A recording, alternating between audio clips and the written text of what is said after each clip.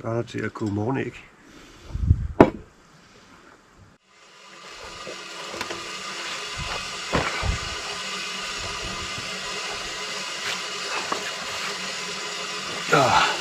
Så blev det en ny dag i Norge. Men allerførst, så skal vi have noget morgenkaffe og lidt god morgenmad.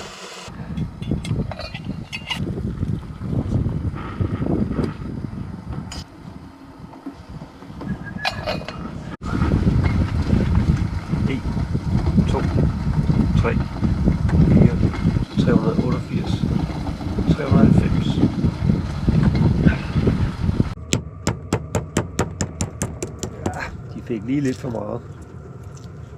Jeg må have talt forkert. Jeg prøver igen i morgen.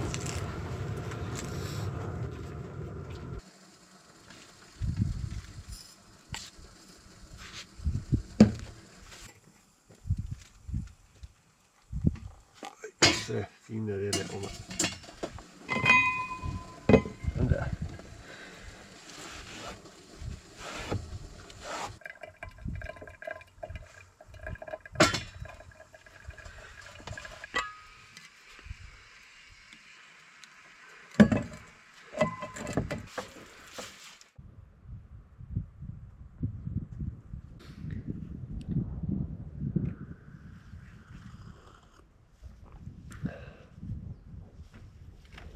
Der står rensdyrene.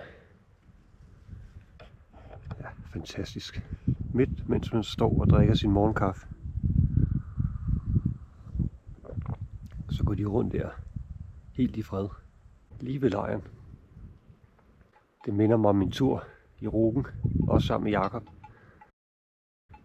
hvor vi vågner en morgen, hvor vi har lavet sådan et hjemmebygget telt, shelters, ude i vildmarken. Og der står sådan en der om morgenen og kigger ind i vores telt. Det var fedt. Og så er man også vågen.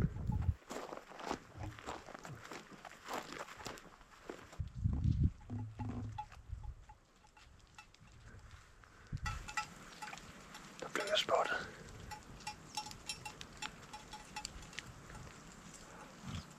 Klokken er 7:30 om morgenen. Og det er 4 grader.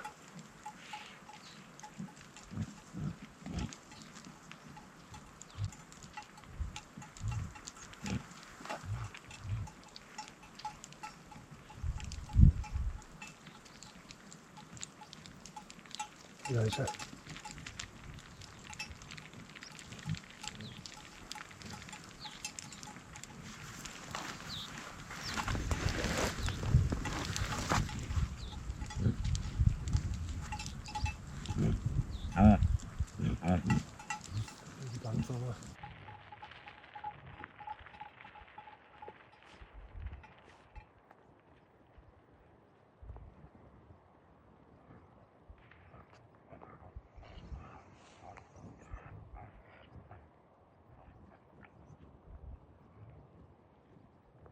Så har vi stået op. Vi har fået lidt morgenmad. Og så har vi fået pakket vores fiskegrej. Jakob han har sat alle stængerne op. Så hvad skal vi nu, Jakob? Skal vi først lige vandre ned til fjeldhytten, hvor der er en båd, vi kan leje. Eller vi har lejet, som vi bare skal ud i. Ja. Så skal vi altså have lidt fisk. Vi har lejet en motorbåd for et døgn. Og så tager vi lige den ud på det dybe. Og ude de store steder på søen, hvor vi kan komme lidt hurtigere rundt. Og det tænker vi fisker lidt i dag og lidt i aften og tidligt op i morgen og fiske igen. Men lad os komme afsted.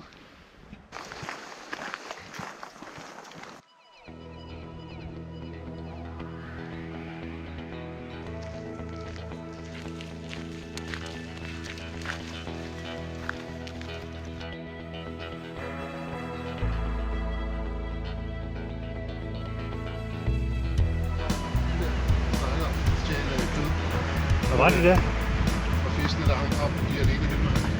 De er lige bag de 10 sten. Ja.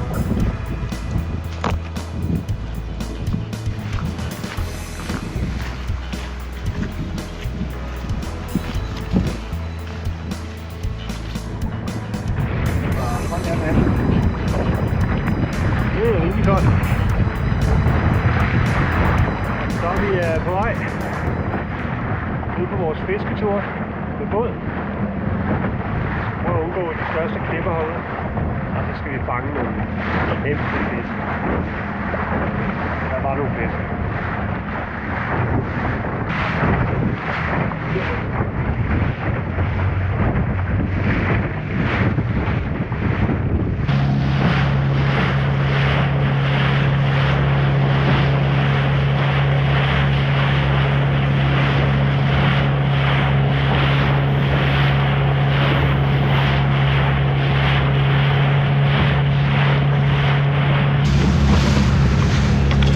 Hvor var det ude midt på vandet, hvor der var klipper?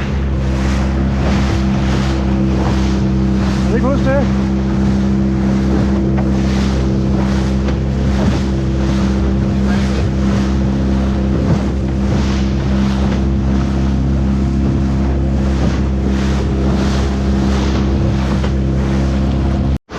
Kan du ikke bare kaste en boble derude?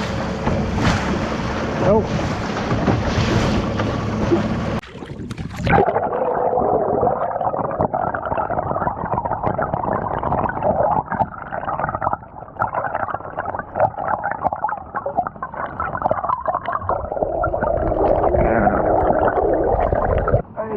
Jakob. Nej, kom nu. Ja. Den er fri igen. Ej, igen du. Du lige til bak. Til bak, Jakob.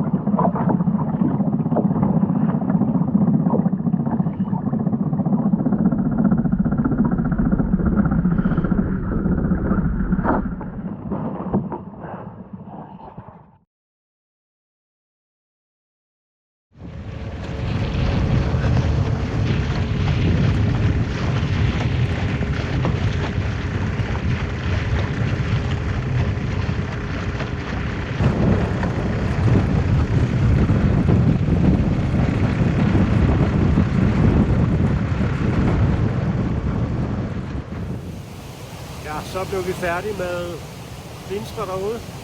Der var ikke så meget held. Det var rigtig dårligt vejr, og vi havde både de 24 timer. Så det blev mere sejlads og kigge efter store kampesten nedenunder vandet. Så for lidt tid til at leje en båd på. Så det gør vi ikke igen. Ingen fisk, men vi hælder videre mod vores næste destination.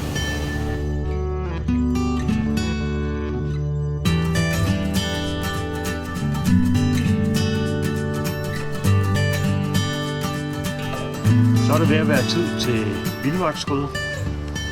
Vi er landet på vores næste spot. Vores næste fiskespot. Og den her gang, der har vi været heldige at ramme noget strømvand. Så nu laver vi lige en god gryde, der kan stå lidt her og hygge sig. Og så Jakob, han er lige ved at gøre noget fiskegrej klar. Og så skal vi ellers ned og fiske i den her sø.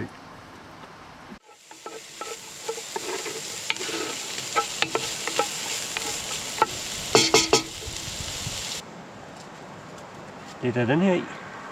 Bare lige for at holde varmen.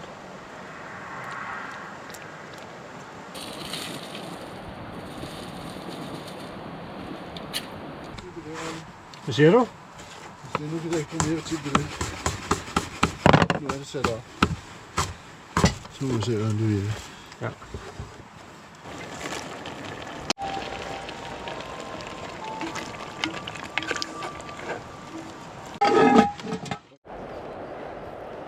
Så er vi over ved lidt fiskevand.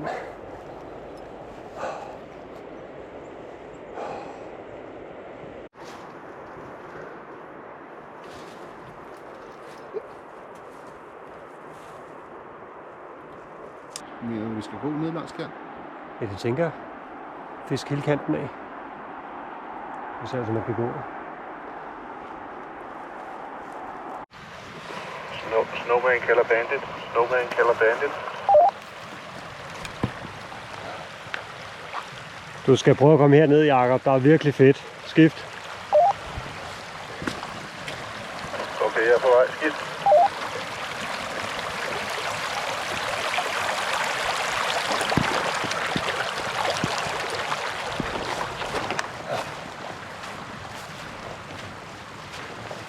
What a paradise, man.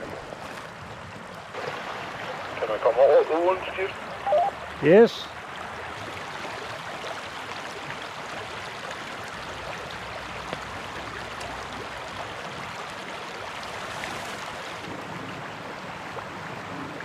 Er det ikke fedt?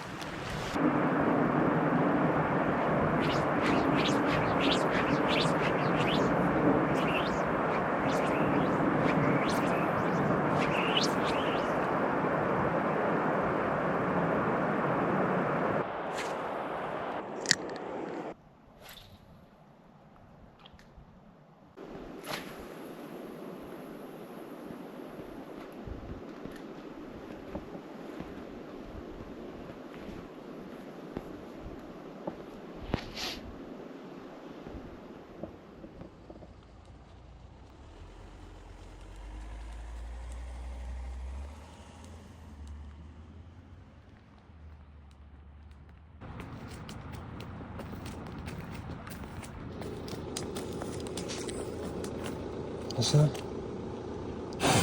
Nej.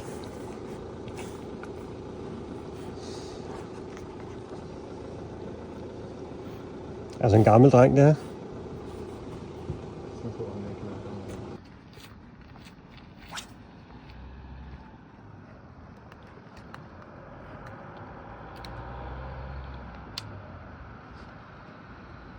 Skal jeg sige hej? Ja, med dig.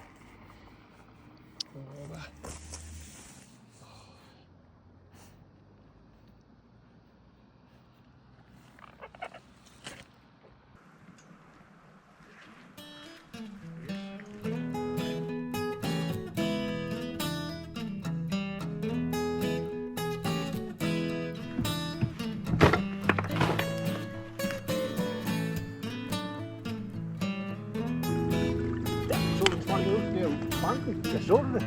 Lige foran. Nej. Lige foran, hvor jeg peger. Sprang. Yes. Fri af vandet. Helt fri af vandet.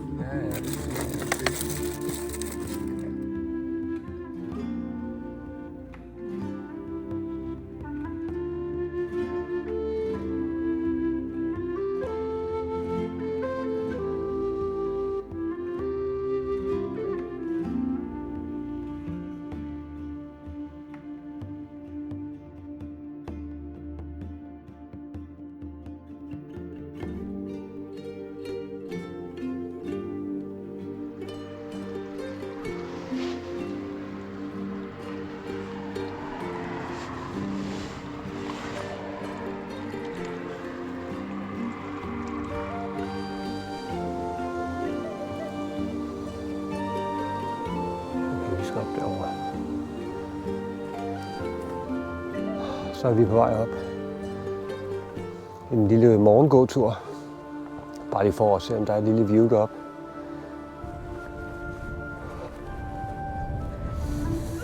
Der er ikke noget bedre end den friske bjerglugt.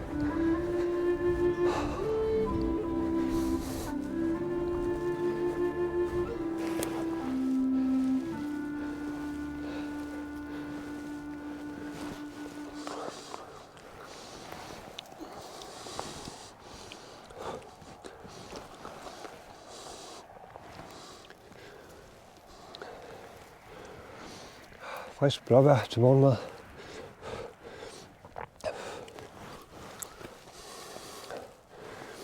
Det smager sindssygt godt. Det ligner et rensdyr, der står deroppe på toppen. Eller også er det bare en busk. Det kunne være, det var vores ven fra i går. Så er det lige tid til et hvil. Så jeg ikke får det for varmt. Det lærte en ven mig engang. Du skal arbejde i Svalbard hastighed. Aldrig så langsomt, at du fryser. Og aldrig så hurtigt, at du sveder. Så de prøver at leve lidt efter. Så er det bare det sidste stykke. Op på den her lille bakke, vi ligger ved siden af. Hvor vi lige går en lille morgentur.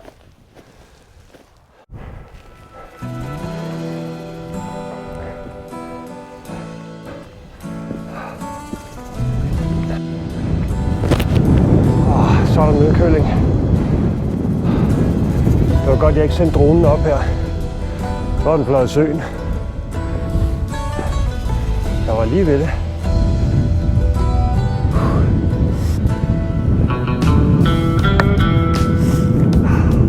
Den vandrende pind har været her.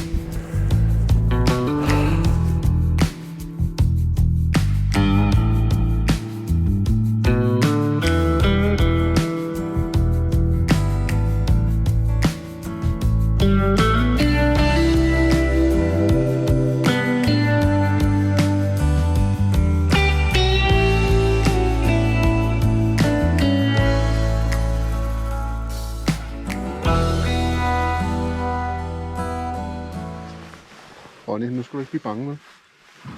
Hvad skal du blive bange for? Fordi der kommer et monster op der. Monster!